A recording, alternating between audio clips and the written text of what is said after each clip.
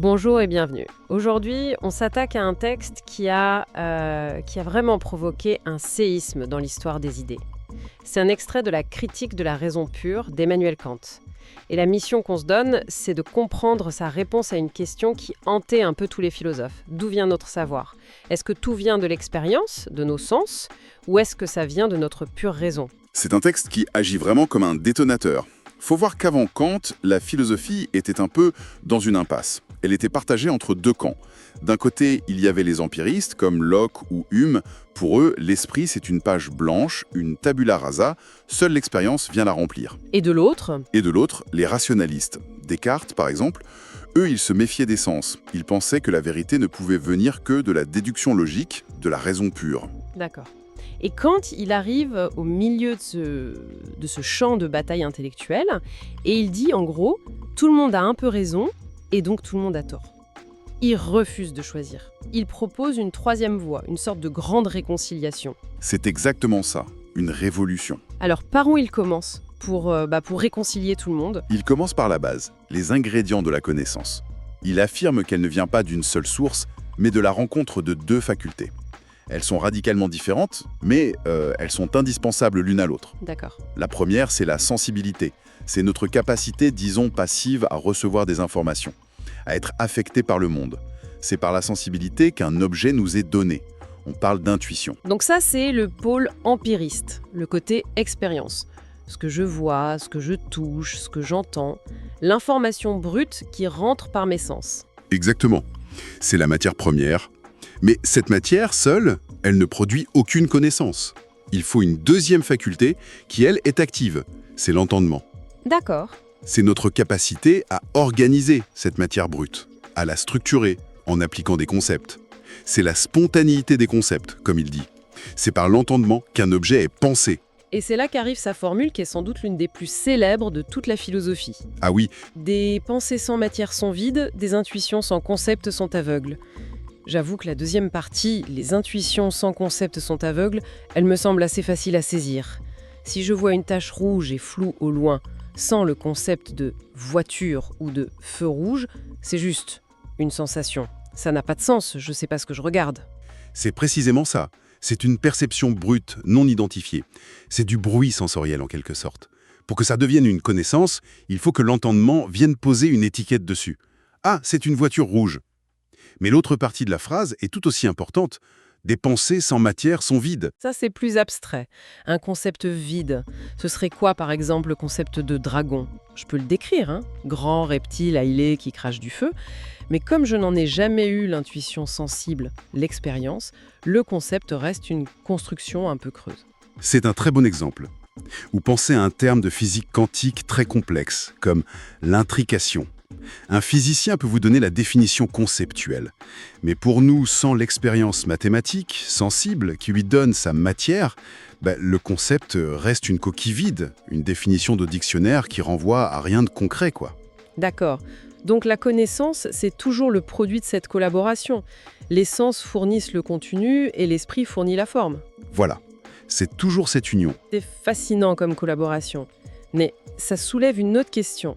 Si on a besoin de ces deux éléments, d'où est-ce qu'ils viennent? Est-ce que tous les intuitions, comme les concepts, proviennent de l'expérience? Ou est-ce que notre esprit a déjà des outils en stock avant même de commencer? Et voilà la question qui nous mène au cœur de la révolution de Kant. Pour y répondre, il introduit une distinction capitale. C'est la distinction entre ce qui est empirique et ce qui est pur. D'accord. Est empirique tout ce qui vient de l'expérience, de la sensation. Kant appelle ça la connaissance a posteriori, c'est-à-dire après l'expérience. Ok, ça c'est simple. Le fait de savoir que le café est chaud ou que ce micro est noir, c'est a posteriori. Il a fallu que j'utilise mes sens pour le constater. Précisément. Et c'est là que ça devient radical. Kant affirme qu'il existe aussi des connaissances pures, c'est-à-dire des connaissances qui ne contiennent absolument aucun élément venant de l'expérience. C'est la connaissance a priori, avant toute expérience particulière. Attendez, une connaissance avant l'expérience? Comment c'est possible? Ça voudrait dire qu'on est en sachant déjà des choses? Pas exactement, qu'on est en connaissant des faits sur le monde. Plutôt que notre esprit n'est pas une page blanche. Il est déjà équipé d'une structure, d'une sorte de lunettes conceptuelles qui organisent et rendent possible l'expérience elle-même. Donnez-moi un exemple. Prenez un classique. 7 plus 5 égale 12.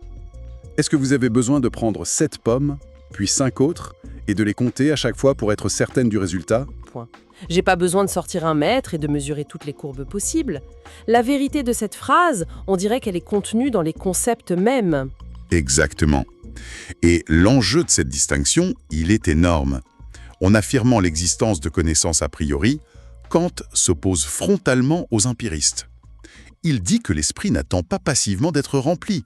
Non, l'esprit est actif. Il possède ses propres règles, sa propre structure innée, qui vient façonner l'expérience. C'est ce qu'on appelle sa révolution copernicienne. C'est ça. Ce n'est plus la connaissance qui tourne autour de l'objet, c'est l'objet qui doit se conformer aux structures de notre connaissance. D'accord. Je crois que je vois. Notre esprit n'est pas un appareil photo qui enregistre passivement le monde. C'est plutôt un ordinateur qui a déjà un système d'exploitation préinstallé. Et ce système a ses propres règles pour traiter les données qui arrivent. C'est une excellente analogie. Et c'est ça, la logique pour Kant. Les règles de ce système d'exploitation. C'est précisément ça. Pour lui, la logique, c'est la science des règles de l'entendement en général. C'est pas juste l'art de bien argumenter, non. C'est l'étude du code source de la pensée elle-même. Et bien sûr, il va diviser cette logique pour y voir plus clair. Comment est-ce qu'il fait le tri? Il distingue d'abord la logique générale de la logique particulière. La logique particulière, c'est un ensemble de règles spécifiques pour penser correctement dans un domaine précis. La boîte à outils d'une science, si on veut. La méthodologie de la physique, par exemple, c'est pas la même que celle de la biologie. Et il fait une remarque assez surprenante là-dessus. Il dit que cette logique particulière, elle arrive très tard dans le développement d'une science. C'est contre-intuitif, non? On pourrait penser qu'il faut d'abord établir les règles avant de trouver quoi que ce soit. C'est une observation très fine. Il a compris que les sciences progressent souvent par tâtonnement, par intuition, en accumulant des résultats. Ce n'est qu'une fois qu'un domaine est déjà bien avancé qu'on peut prendre du recul, regarder le chemin parcouru et formaliser la méthode. La méthode, c'est souvent une découverte a posteriori. D'accord, donc la logique particulière, c'est un outil spécialisé qu'on affine après coup. J'ai l'impression que la vraie salle des machines de la pensée, le moteur universel, c'est cette logique générale. C'est bien ça. Qu'est-ce qu'elle contient? C'est tout à fait ça. La logique générale, elle, contient les règles absolument nécessaires de la pensée, valables quels que soient les objets. C'est le système d'exploitation de base dont on parlait. Peu importe si vous pensez à des pommes ou des planètes, les règles de base sont les mêmes. Et c'est elle qui va l'intéresser, car c'est là que se trouvent les principes a priori de notre entendement. Et bien sûr, il va encore la diviser en deux. Évidemment. On a donc d'un côté la logique pure et de l'autre la logique appliquée. Qu'est-ce qui les différencie? Cette distinction, c'est le point d'orgue du texte. Elle fait directement écho à tout ce qu'on vient de dire. La logique pure, c'est une science totalement a priori. Pour l'établir, dit Kant, il faut faire abstraction de toutes les conditions empiriques et psychologiques dans lesquelles on pense. Et quelles sont ces conditions? Il donne une liste, il me semble. Oui, et cette liste est incroyablement moderne. Il cite l'influence de nos sens, le jeu de l'imagination, les lois de la mémoire, la force de l'habitude, les inclinations et surtout les sources des préjugés. En somme, la logique pure ignore tout le bazar psychologique de l'esprit humain pour ne s'occuper que de la forme idéale de la pensée. C'est pour ça qu'il l'appelle le canon de l'entendement. Exactement. Un canon, comme une règle absolue, un étalon d'or de la pensée. Ça sonne presque inhumain. On dirait les règles qui gouverneraient une intelligence artificielle parfaite, pas un esprit humain. Est-ce que c'est même possible pour nous de penser comme ça? C'est toute la question. C'est un idéal. Le canon, c'est une doctrine démontrée, où tout est certain a priori. Et Kant insiste sur un point crucial. Cette logique ne doit rien, mais alors rien du tout emprunter à la psychologie. La psychologie, elle décrit comment on pense, en fait, avec nos erreurs, nos biais. La logique pure décrit comment on devrait penser pour que la pensée soit valide. Ce sont deux projets radicalement différents. D'accord, donc c'est la théorie parfaite. Mais alors, si on a la théorie parfaite, à quoi bon s'intéresser à une version appliquée et imparfaite? Ce n'est pas juste admettre qu'on est condamné à mal penser? Au contraire, c'est admettre qu'on est des êtres humains, pas des machines logiques. La logique appliquée, c'est l'étude de l'entendement in concreto, c'est-à-dire tel qu'il fonctionne réellement, soumis à toutes ces conditions subjectives que la logique pure met de côté. Elle s'intéresse à l'attention, à ses obstacles, à l'origine de l'erreur, au doute, à la persuasion. Elle étudie la pensée humaine en situation avec ses failles. Et le nom qu'il lui donne est incroyable, en opposition totale au canon. Ce n'est pas un canon, mais un cathartique de l'entendement vulgaire. Cathartique comme un remède, un purificateur. Entendement vulgaire, la pensée de tous les jours. Il dit sans détour que notre pensée quotidienne est polluée et a besoin d'être nettoyée. Il n'y va pas de main morte. L'expression est brutale mais très juste. Un cathartique, c'est un purgatif. La logique appliquée, c'est pas un ensemble de lois idéales. C'est un guide pratique pour nous aider à identifier et à corriger les erreurs de notre pensée commune. C'est une idée d'une modernité folle. Kant suggère ici que nos biais cognitifs, ce que la psychologie du XXe siècle appellera le biais de confirmation ou l'heuristique de disponibilité, ne sont pas de simples accidents. Ils font partie des conditions réelles de la pensée humaine. Sa logique appliquée, c'est en quelque sorte le premier manuel d'esprit critique. Vu comme ça devient extrêmement concret.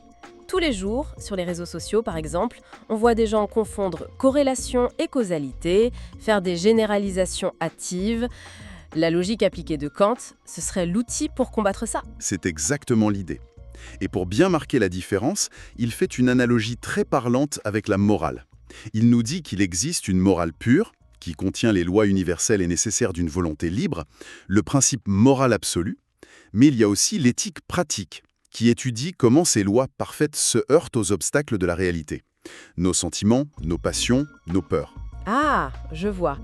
Donc la morale pure, c'est le principe « tu ne mentiras point » dans son absolu. Et l'éthique appliquée, c'est de se demander comment ce principe s'applique quand on est face à une situation complexe où dire la vérité pourrait causer un tort immense.